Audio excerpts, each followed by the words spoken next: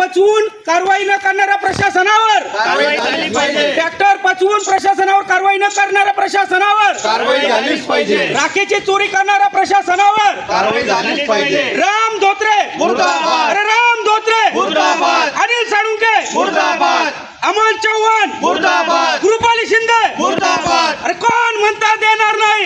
आम्ही घेतल्याशिवाय राहणार नाही. अरे कोण म्हणता देणार नाही? घेतल्याशिवाय राहणार नाही. कारण मूळ असं आहे, माझं नाव महेंद्र पाटील आणि माझ्या मित्राचं नाव आहे योगेश नरहरी बुडुकले. यांचे ट्रॅक्टर चोरीला गेले होते 1.5 वर्षापूर्वी. त्यानंतर यांनी बाजारपेठ पोलीस स्टेशनला पत्रव्यवहार केला, पण संबंधितावर गुन्हा दाखल झाला नाही राजकीय दबावापोटी. त्यानंतर यांनी कोर्टामध्ये केस टाकली. कोर्टामध्ये केस टाकल्यानंतर सदर केस न्यायप्रविष्ट होती.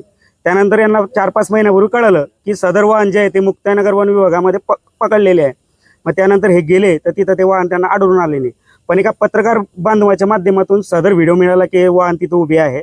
मग त्यानंतर मॅडमांना चर्चा केली. मॅडमांना चर्चा केल्यानंतर मॅडम म्हणतात की तुमच्याशी पत्रव्यवहार केला, सदर वाहन आम्ही मूळ मालकाला सोडलेलं आहे.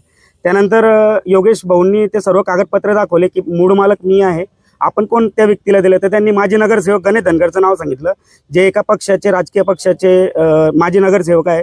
ते सांगत होते की एका भाऊचा एका आमदाराचा फोन आला म्हणून सदर वाहन आम्ही सोडले. त्यानंतर यांनी सांगितलं की मॅडम माझ्यावर उपासमारीची वेळ आली, माझं वाहन जर चालले नाही तर मी हप्ते कुठून भरणार, मला फायनान्सवाले त्रास देत आहे. मॅडमांनी सांगितलं की सोमवारपर्यंत आम्ही ट्रॅक्टर जप्त करतात परत ज्या व्यक्तीला आम्ही दिलेले आहे. त्यानंतर धमकीचे फोन येणे चालू झाले भाऊला आणि मला.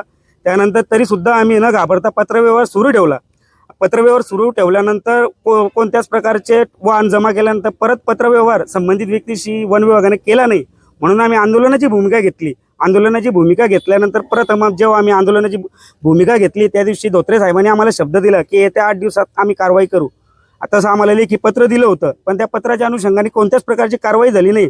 म्हणून योगेश नरहरी बुडुकले यांनी आज आत्मदहनाचा निर्णय घेतला की माझे वाहन जे आहे ते वन विभागामध्ये बेकायदेशीरपणे त्रस्त व्यक्तीला दिलेले आहे. तर या अनिल साळुंके या व्यक्तीने ते वाहन दिलेले आहे या अधिकाऱ्याने, आणि कृपाली शिंदेने तर यांच्या दोघांवर निलंबनाची कारवाई व्हायला पाहिजे.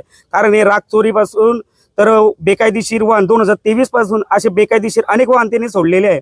मनमर्जीने एखाद्या वाहनावर दंड ठोकायचा, मनमर्जीने एखाद्या वाहनाला परस्पर सोडून द्यायचं, असा बेकायदेशीर कारभार तिथं सुरू आहे. आता मागील पत्रकार परिषदमध्ये लोकांनी सांगितलं की 700 ते 800 कोटीचा अपहार या मॅडमांनी केलेला आहे. एवढे सर्व पुरावे असताना, सर्व गोष्टी असताना प्रशासन कोणाची वाट बघते यांच्यावर कारवाई करायसाठी? आणि या संविधानाची पायमल्ली करत असताना मला आपल्या पत्रकार बांधवांच्या माध्यमातून एक मदत अशी हवी आहे की आपणच शासनाचा 4था स्तंभ आहे. आपल्या माध्यमातून या योगेश भाऊला न्याय भेटण्यासाठी आपण प्रयत्न करू. म्हणून